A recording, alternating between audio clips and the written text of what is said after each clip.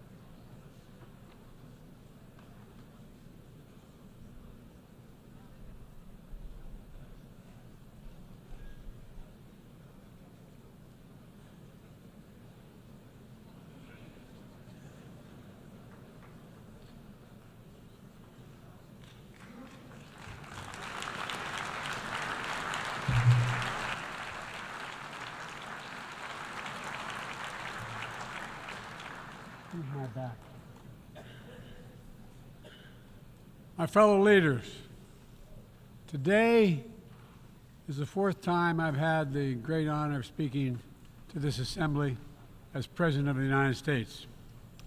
It'll be my last. I've seen a remarkable sweep of history. I was first elected to office in the United States of America as a U.S. Senator in 1972. Now, I know I look like I'm only 40. I know that. I was 29 years old. Back then, we were living through an inflection point, a moment of tension and uncertainty. The world was divided by the Cold War. The Middle East was headed toward war. America was at war in Vietnam. At that point, the longest war in America's history. Our country was divided and angry, and there were questions about our staying power and our future. But even then, I entered public life not out of despair, but out of optimism. The United States and the world got through that moment. It wasn't easy or simple without significant setbacks. But we would go on to reduce the threat of nuclear weapons through arms control, and then go on to bring the Cold War itself to an end. Israel and Egypt went to war, but then forged a historic peace. We ended the war in Vietnam. The last year in Hanoi, I met with the Vietnamese leadership. We elevated our partnership to the highest level. It's a testament to the resilience of the human spirit and the capacity for reconciliation. That today the United States and Vietnam are partners and friends, and it's proof that even from the horrors of war, there's a way forward. Things can get better. We should never forget that. I've seen that throughout my career. In the 1980s, I spoke out against apartheid in South Africa, and then I watched the racist regime fall. In the 1990s, I worked to hold Milosevic accountable for war crimes. He was held accountable. At home, I wrote and passed the Violence Against Women Act to end the scourge of violence against women and girls, not only in America, but across the world, as many of you have as well. But we have so much more to do, especially against rape and sexual violence as weapons of war and terror. We were attacked on 9/11 by al-Qaeda and Osama bin Laden. We brought him justice.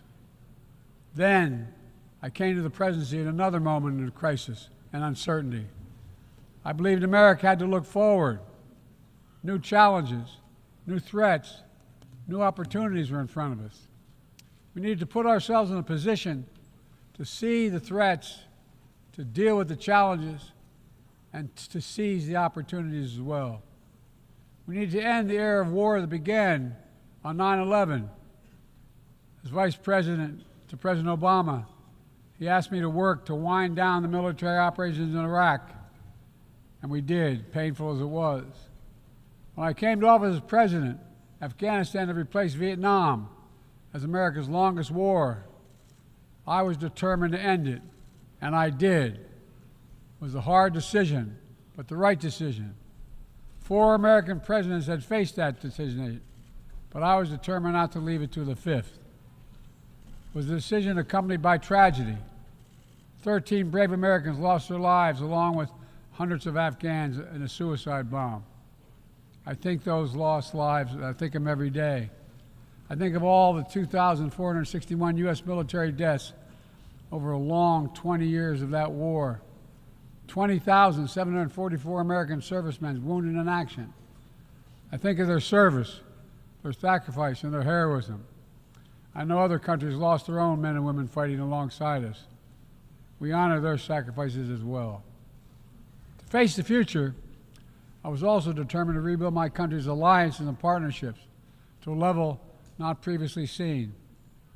We did just that, from traditional treaty alliances to new partnerships like the Quad with the United States, Japan, Australia, and India.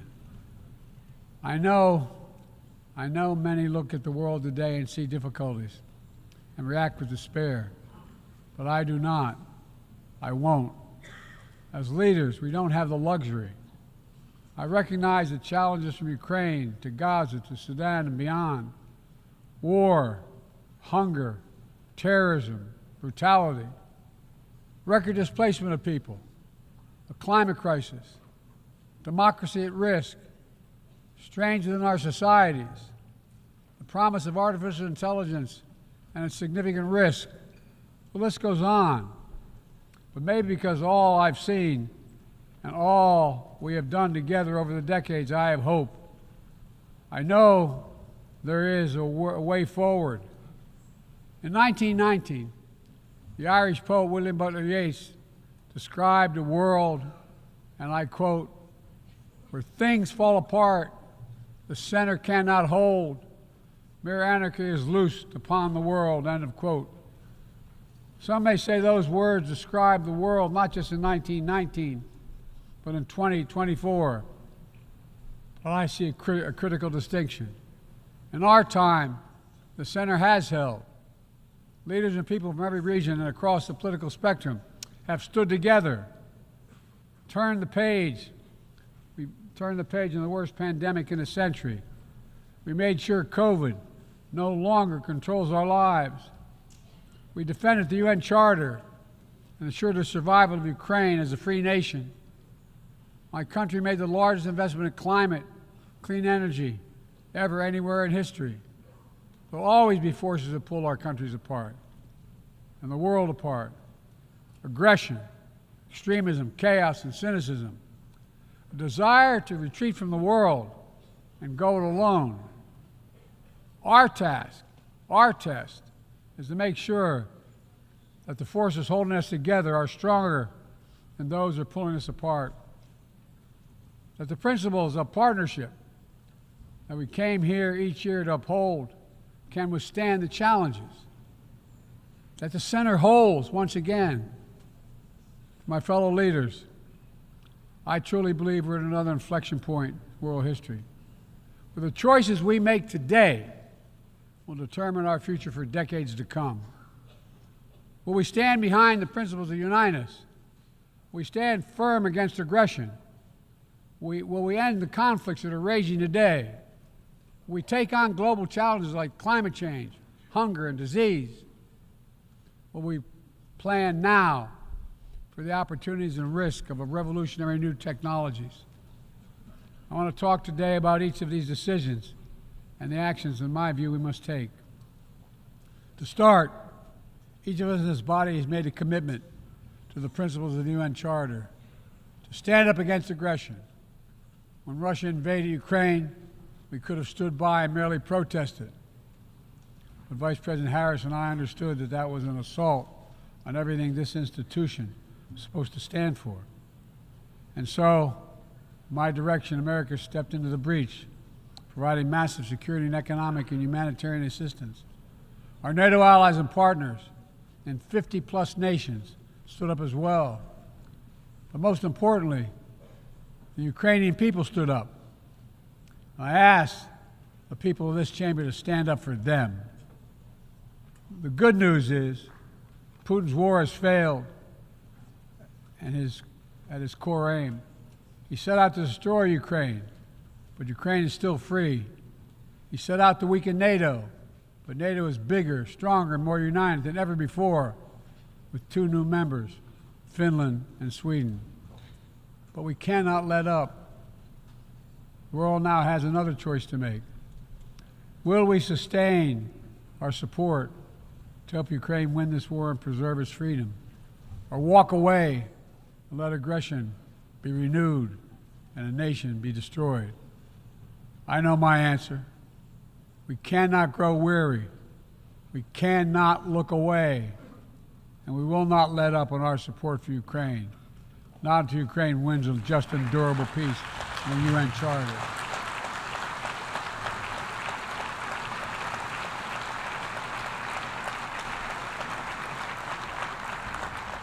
We also need to uphold our principles as we seek to responsibly manage the competition with China so it does not veer into conflict.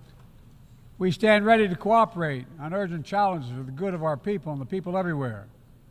We recently resumed cooperation with China to stop the flow of deadly synthetic narcotics. I appreciate the collaboration. It matters for the people of my country and many others around the world. On matters of conviction, the United States is unabashed, pushing back against unfair economic competition, against military coercion of other nations in the South China Sea, in maintaining peace and stability across the Taiwan Straits, in protecting our most advanced technologies so they cannot be used against us or any of our partners. At the same time, we're going to continue to strengthen our network of alliances and partnerships across the Indo-Pacific. These partnerships are not against any nation. They're building blocks for a free, open, secure, and peaceful Indo-Pacific. We're also working to bring greater measure of peace and stability to the Middle East. The world must not flinch from the horrors of October 7th. Any country would have the right and responsibility to ensure that such an attack can never happen again. Thousands of armed Hamas terrorists invaded a sovereign state, slaughtering and massacring more than 1,200 people, including 46 Americans, in their homes and at a music festival. Despicable acts of sexual violence, 250 innocents taken hostage. I've met with the families of those hostages. I've grieved with them. They're going through hell. Innocent civilians in Gaza are also going through hell. Thousands and thousands killed, including aid workers. Too many families dislocated, crowding into tents, facing a dire humanitarian situation. They did not ask for this war that Hamas started. I put forward with Qatar and Egypt a ceasefire and hostage deal. It's been endorsed by the UN Security Council. Now is the time for the parties to finalize its terms, bring the hostages home, and secure security for Israel and Gaza free of Hamas' grip, ease the suffering in Gaza, and end this war. On October 7th,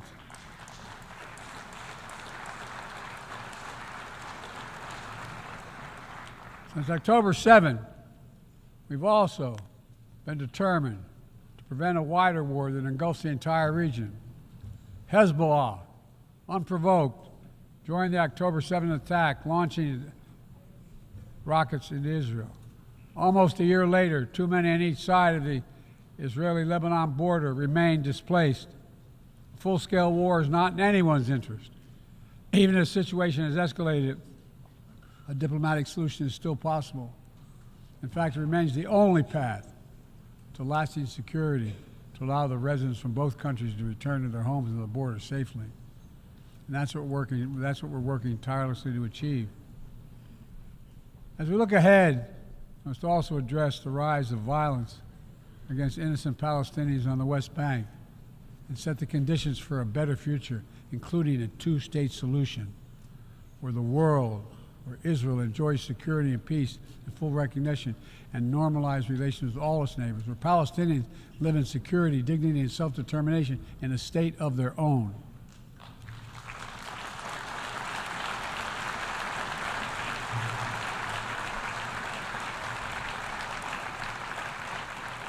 Progress toward peace will put us in a stronger position to deal with the ongoing threat posed by Iran. Together, we must deny oxygen to its terrorist proxies, which have called for more October 7th, and ensure that Iran will never, ever obtain a nuclear weapon. Gaza is not the only conflict that deserves our outrage. In Sudan, a bloody civil war unleashed one of the world's worst humanitarian crises. 8 million on the brink of famine. Hundreds of thousands already there. Atrocities in Darfur and elsewhere. The United States has led the world in providing humanitarian aid to Sudan. And with our partners, we've led diplomatic talks to try to silence the guns and avert a wider famine. The world needs to stop arming the generals, to speak with one voice and tell them, stop tearing your country apart, stop blocking aid to the Sudanese people, end this war now.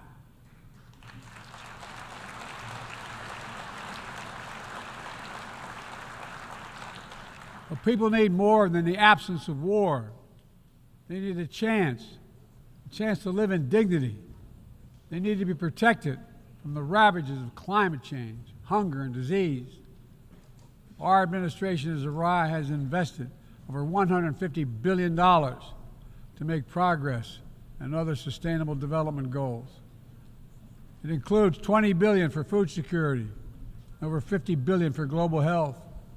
We've mobilized billions more in private sector investment. We've taken the most ambitious climate action in history. We've moved to rejoin the Paris Agreement on day one.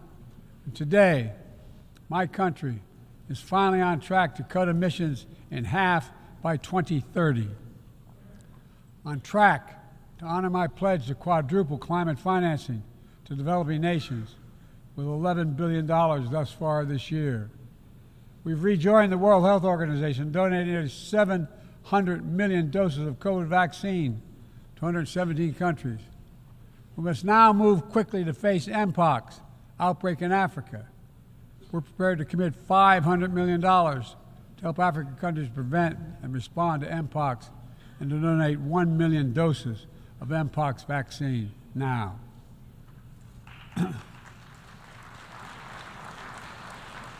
We call on our partners to match our pledge and make this a billion-dollar commitment to the people of Africa. Beyond the core necessities of food and health, the United States, the G7, and our partners have embarked on an ambitious initiative to mobilize and deliver significant finance to the developing world. We're working to help countries build out their infrastructure, to clean energy transition, to their digital transformation, to lay new economic foundations for a prosperous future. It's called the Partnership for Global Infrastructure and Investment. We've already started to see the fruits of this emerge in Southern Africa and Southeast Asia and in the Americas. We have to keep it going. I want to get things done together. In order to do that, we must build a stronger, more effective, and more inclusive United Nations. The UN needs to adapt and bring new voices and new perspectives. That's why we support reforming and expanding the membership of the UN Security Council.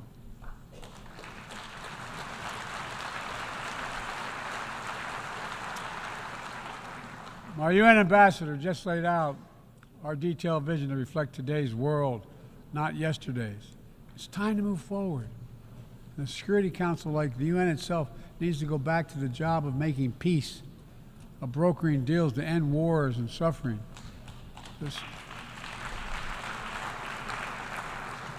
And to stop the spread of the most dangerous weapons, of stabilizing troubled regions in East Africa, from East Africa to Haiti, to Kenya-led mission that's working alongside the Haitian people to turn the tide. We also have a responsibility to prepare our citizens for the future. We'll see more technological change, I argue, in the next 2 to 10 years than we have in the last 50 years. Artificial intelligence is going to change our ways of life, our ways of work, and our ways of war. It could usher in scientific progress at a pace never seen before, and much of it could make our lives better.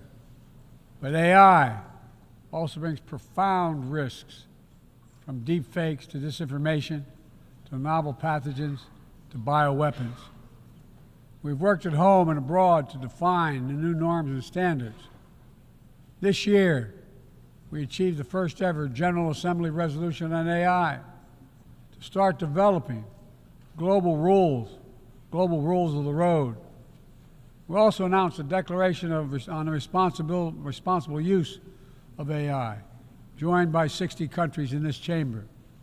But let's be honest, this is just the tip of the iceberg, what we need to do to manage this new technology. Nothing is certain about how AI will evolve or how it will be deployed. No one knows all the answers. My fellow leaders, it's with humility I offer two questions. First, how do we as an international community govern AI? As countries and companies race to uncertain frontiers, we need an equally urgent effort to ensure AI's safety, security, and trustworthiness. As AI grows more powerful, it must grow more responsive to our collective needs and values. Benefits of all must be shared equitably. It should be harnessed to narrow, not deepen, digital divides. Second, will we ensure that AI supports rather than undermines the core principles that human life has value and all humans deserve dignity?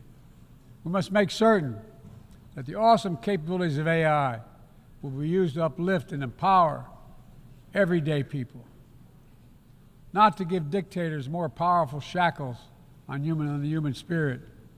In the years ahead, there may well be no greater test of our leadership than how we deal with AI. Let me close with this. Even as we navigate so much change, one thing must not change. We must never forget who we're here to represent. We, the people.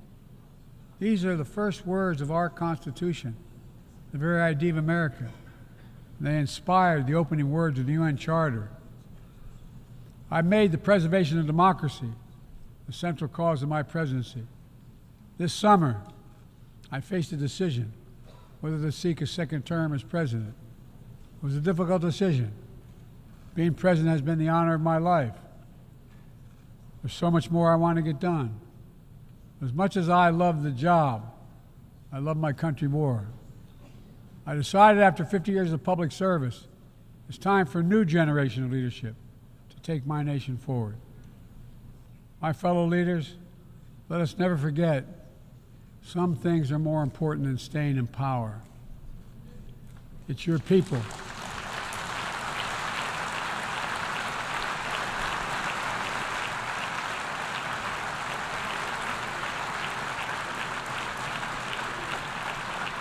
It's your people that matter the most. Never forget, we are here to serve the people, not the other way around. Because the future will be won by those who unleash the full potential of their people, to breathe free, to think freely, to innovate, to educate, to live and love openly without fear. That's the soul of democracy. It does not belong to any one country. I've seen it all around the world, and the brave men and women who ended apartheid, brought down the Berlin Wall, fight today for freedom and justice and dignity. We saw it, that universal yearning for rights and freedom in Venezuela, where millions cast their vote for change that hadn't been recognized. But it can't be denied. The world knows the truth. We saw it in Uganda, LGBT activists demanding safety and recognition of their common humanity. We've seen citizens across the world peacefully choosing their future, from Ghana to India to South Korea, nations representing 1/4 of humanity who will hold elections this year alone. It's remarkable, the power of we the people, that makes me more optimistic about the future than I've ever been. Since I was first elected to the United States Senate in 1972, every age faces its challenges. I saw it as a young man. I see it today. But we are stronger than we think. We're stronger together than alone.